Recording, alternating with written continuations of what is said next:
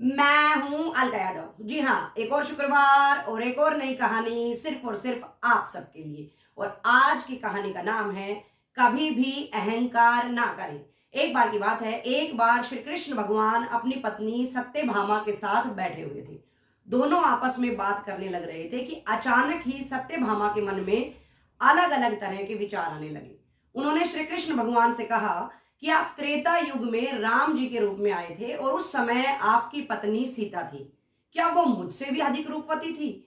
इससे पहले कि कृष्ण भगवान अपनी पत्नी के प्रश्न का उत्तर दे पाते, वहां पर बैठे गरुड़ ने भी तुरंत ही प्रश्न कर लिया कि प्रभु मुझे भी बताएं, क्या मुझसे भी तेज उड़ने वाला कोई है? मुझसे भी तेज कोई पहुंच सकता है?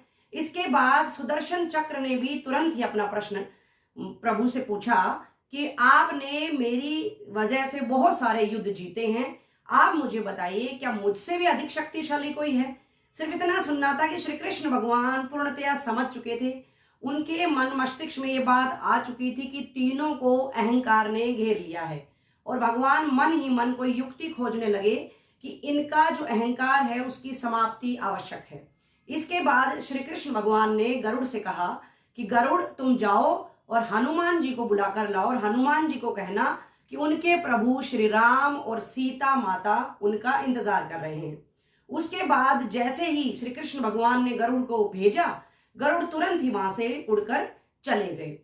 उसके बाद कृष्ण भगवान ने सुदर्शन चक्र से कहा कि तुम्हें अब बाहर जाकर प्रवेश द्वार पर रहना है और मेरी इजाजत के बगैर किसी को भी आने नहीं देना है। उसके बाद सुदर्शन चक्र के भी बाहर चले जाने के बाद श्री कृष्ण ने सत्यभामा से कहा कि तुम्हें जब हनुमान जी आए तो उनके समक्ष सीता की भांति तैयार होकर आना है। उसके बाद सत्यभामा भी अपने तैयार होने चली गई। वहीं हम दूसरी तरफ अगर बात करें तो गरुड़ जैसे ही हनुमान जी के पास पहुंचे, उन्होंने पूरा बताया कि किस तरह से श्री राम भगवान ने उनको याद किया है। तो उन्होंने कहा कि आप तो ज्यादा जल्दी पहुंच नहीं पाएंगे, चलो मैं आपको जल्दी से पहुंचा देता हूं। लेकिन हनुमान जी ने कहा कि गरुड़ आपका बहुत बहुत धन्यवाद, आप चले जाइए, मैं अपने आप आ जाऊंगा। उसके बाद गरुड़ मन मन में सोचने लगे कि हनुमान जी तो कितने बूढ़े हो चुके हैं, पता नहीं कब पहुंचेंगे। फिर सोचने लगे कि मुझे क्या है, मैंने प्रभु की इच्छा का पालन किया है, अब चाहे ये कभी भी पहुंचे। और ऐसा कहकर गरुड़ भी वहां से चल दिए। जैसे ही कुछ समय के बाद गरुड़ जब द्वारिका पहुंचने लगे तो उन्होंने क्या देखा, हनुमान जी पहले से ही वहां पर पहुंचे हुए थे। सिर्फ इतना देखना था कि गरुड़ पूरी तरह से लज्जित हो चुके थे। उसके बाद हनुमान जी अंदर गए और उन्होंने श्री कृष्ण भगवान को प्रणाम किया। जैसे ही श्री कृष्ण भगवान ने हनुमान जी को देखा, उन्होंने हनुमान जी से कहा, हनुमान तुम अंदर कैसे आए? तुम्हें अंदर आने से किसी ने रोका नहीं? इसके बाद हनुमान जी ने अपना मुंह खोला और उसमें से सुदर्शन चक्र को बाहर निकाल दिया और हनुमान जी ने कहा कि प्रभु मुझे आपसे मिलने से भला कौन रोक सकता है?